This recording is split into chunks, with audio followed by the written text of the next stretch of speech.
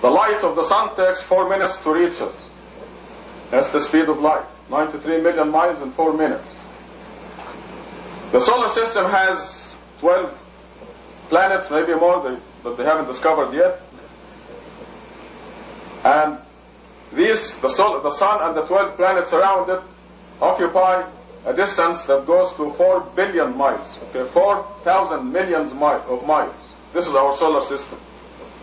Our sun is a star, and in our universe there are 1 billion trillion stars.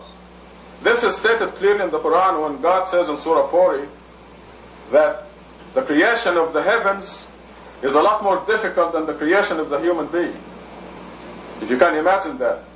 But see, we have 1 billion trillion heavenly bodies, only stars. Because there are uncountable decillions of other heavenly bodies associated with those stars. 1 billion trillion stars in 1 billion galaxies. All these are scientific facts. 1 billion galaxies. Our galaxy is called the Milky Way galaxy. And our next door galaxy is 2 million light years away. Okay, that's next door. If you live 2 million years and travel at the speed of light, doing nothing else, just traveling at the speed of light, you will go next door galaxy in 2 million years. There are 1 billion of those, billion galaxies. And we learn from Quran that these, now by the way, it will take you something like 100 billion years to just count them, not create them, just to count the stars. They do it scientifically by taking a picture at random of the sky and counting what's in the picture and then multiplying by they calculate the circumference of the earth and the visible stars. This is how but if you count them they take 1 second per star to count. It will take you 100 billion years, day and night, without stopping, just to count them. Now all this, we're told in Quran, is in the smallest and the innermost of 7 universes. So all this vastness is in the smallest universe. Imagine 7 balls inside each other. The second universe is bigger. The third is bigger than the 2. The third universe, the 4th, the 5th, the 6th, the 7th. Can you imagine the circumference of the 7th universe? How long is it? The circumference. There is no number that can describe that. We do not have, at the time of the Quran revelation, they didn't count beyond 1,000. And now, with our computers, we do not have a number that will, even if you estimate the differences between the 7 universes, and being very conservative, you still will not have a number that will describe the circumference of the 7th universe in light years or millions of light years. Infinity would be the closest and most honest description of the circumference of the 7th universe. If you go to the edge of our solar system, the Earth will be almost invisible. You have to use very, very powerful telescopes in our solar system. If you go to the edge of our galaxy, the Earth is absolutely invisible.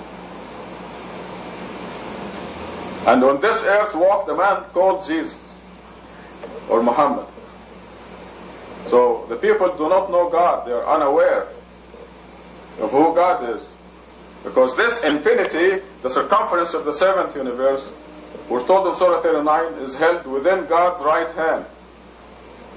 This allegorical description, being withheld within God's right hand, is to tell us how big God is, how great God is, and who God is.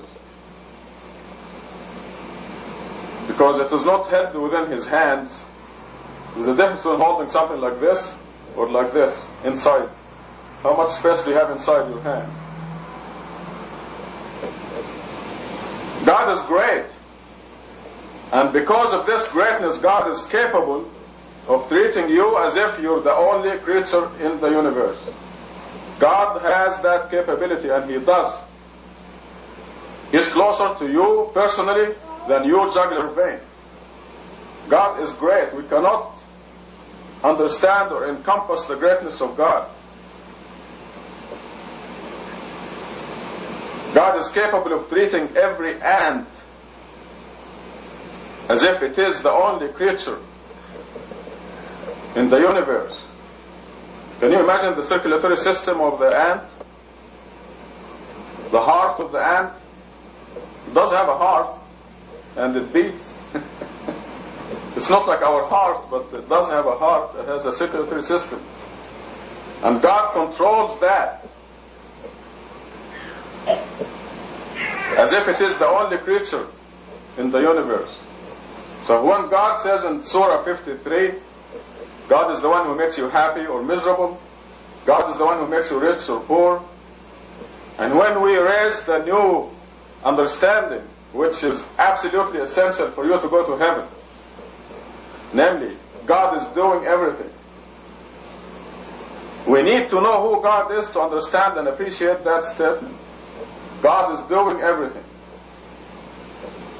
The only thing we do is choose to be with God or with Satan. This is it. After that, God takes over. And God makes you rich or poor, happy or miserable.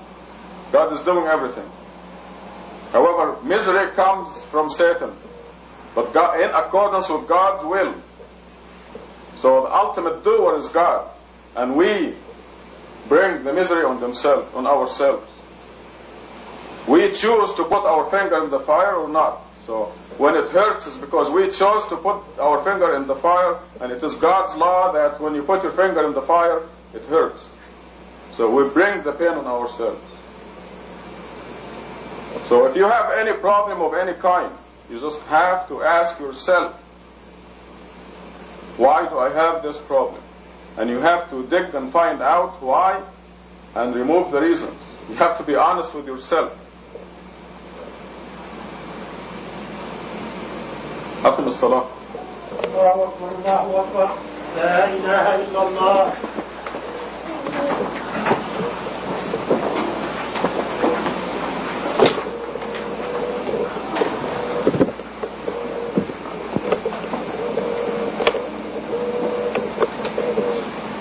الله أكبر.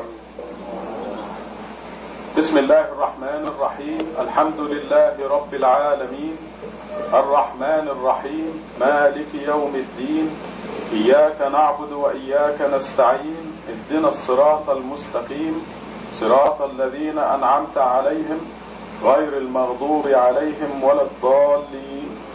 الله أكبر.